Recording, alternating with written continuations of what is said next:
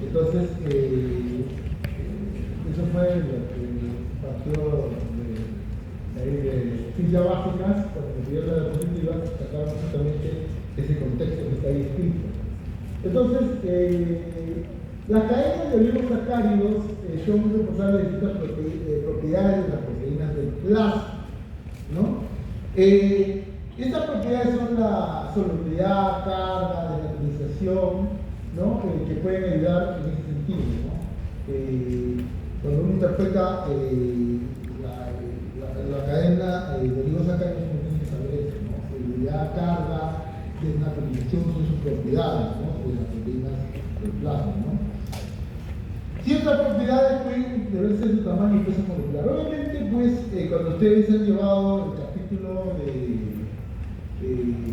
solubilidad, carga, viscosidad y la transmisión de la viscosidad.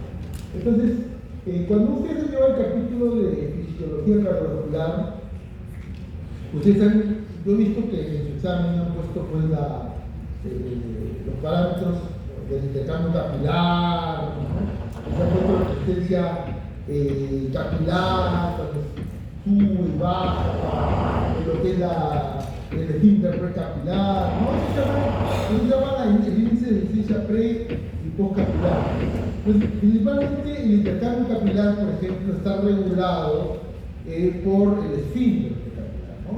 Recuerdo que el esfínter regula qué cantidad de líquido pasa al lecho capilar para que se intercambie, ¿no? Entonces el intercambio puede deberse, pues, entre otras cosas, por la filtración, el concepto de concentración y difusión, y se puede ver a la pinocitosis, ¿no? Pero lo que en buena cuenta, un tipo de proteína es la que determina que el capilar no, digamos, se base totalmente en el intersticio. Y esas son las proteínas plasmáticas.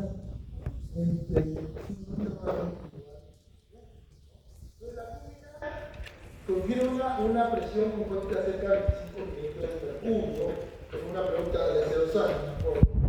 Y para que justamente esa presión compuesta hace que tenga una estabilidad de tu intravascular no termina ese nivel, ¿no? Otras propiedades de estas se pueden deber a los residuos polares, ¿no?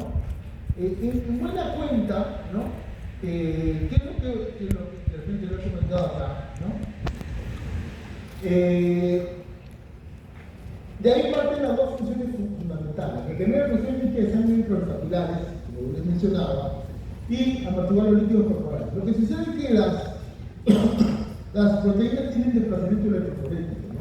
En buena cuenta tienen dos residuos, un residuo carbonilo y un residuo amino, que justamente estas propiedades, que justamente lo vamos a ver, por ejemplo, cuando vemos el grupo M de hemoglobina, que es la vedette de esta clase, estas propiedades le confieren una capacidad empática. Son solubles y esto sirve justamente para amortiguar tanto cuando tienes CO2 en exceso, ¿no? Una hipercarga, o cuando tienes hidrogeniones, ¿no? Entonces, eso le confiere un desplazamiento electroforético también a las proteínas, ¿no? Entonces, dos funciones importantes que ustedes pueden ver en esta diapositiva.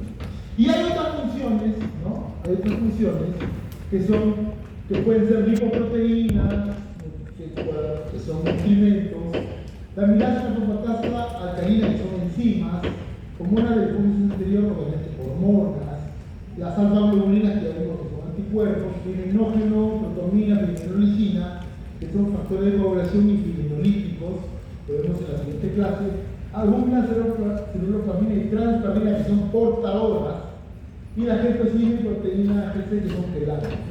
Sobre todo las funciones, por ejemplo, las funciones portadoras, ¿no? Las funciones portadoras vienen a ser, por ejemplo, en el caso de la transferrina, vienen a ser un reservorio. Aparte que las portadoras, ojo, pueden ser portadoras de hormonas, ¿no? Portadoras.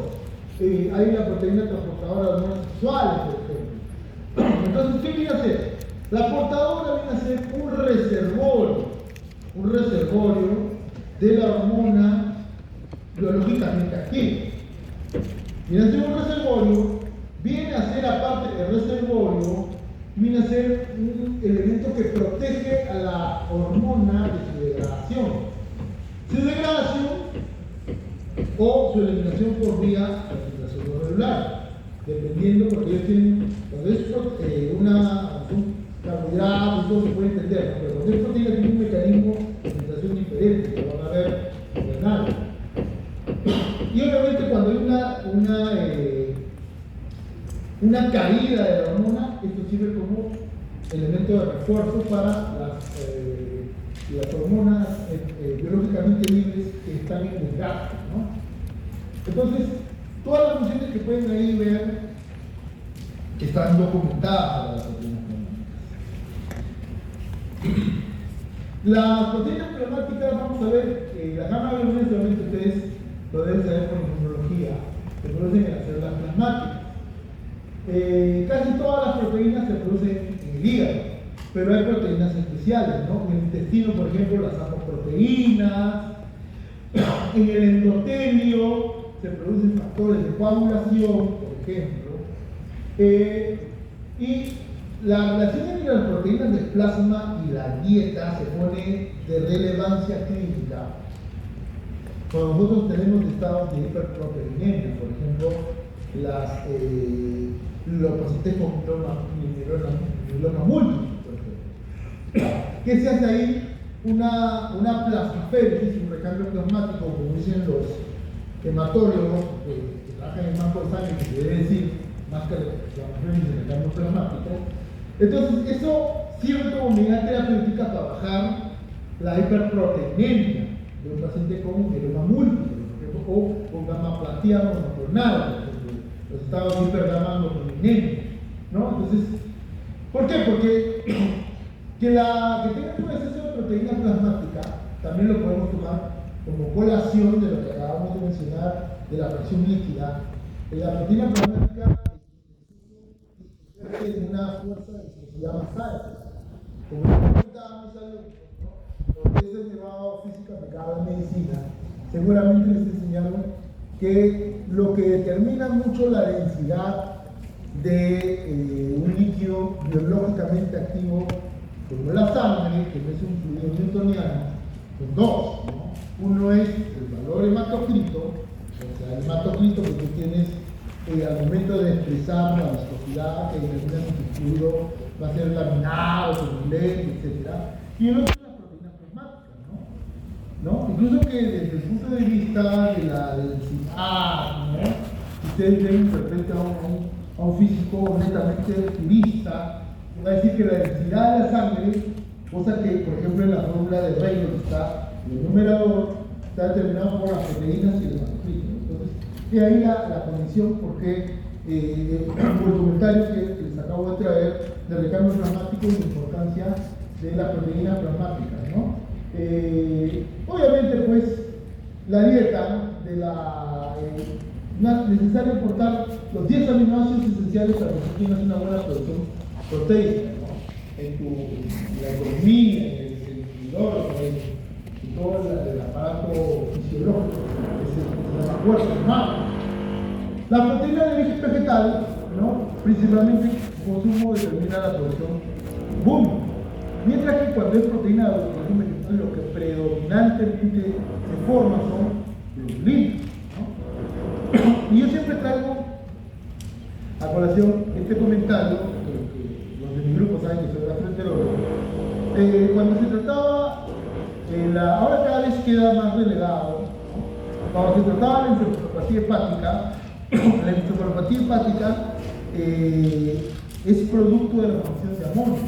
Y el amonio puede venir de principalmente proteínas de amonio. Entonces decía, las proteínas de origen vegetal protegen de la encefalopatía hepática. Entonces, pero en el cirrótico hay indicación de globulina. Entonces, digamos que nos protegeremos de la formación de amonio, pero perpetuamos la indicación de globulina, que aparte de la cirrosis tiene otra condición que es la cirrótica de la piel, ¿no?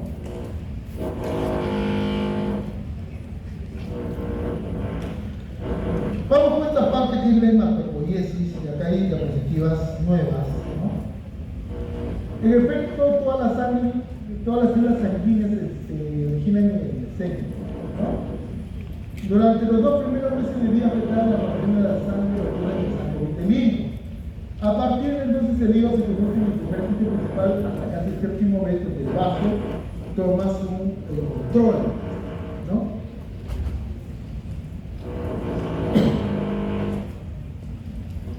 Después del nacimiento, los elementos formes se forman en la médula ósea.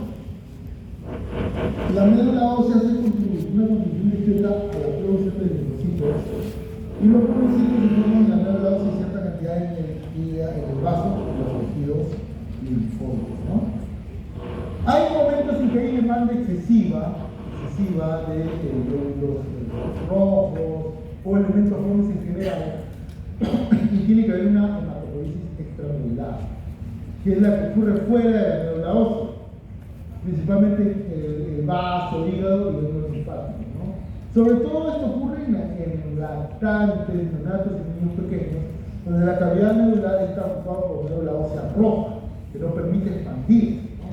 Entonces se conoce como hematopoiesis extramedular.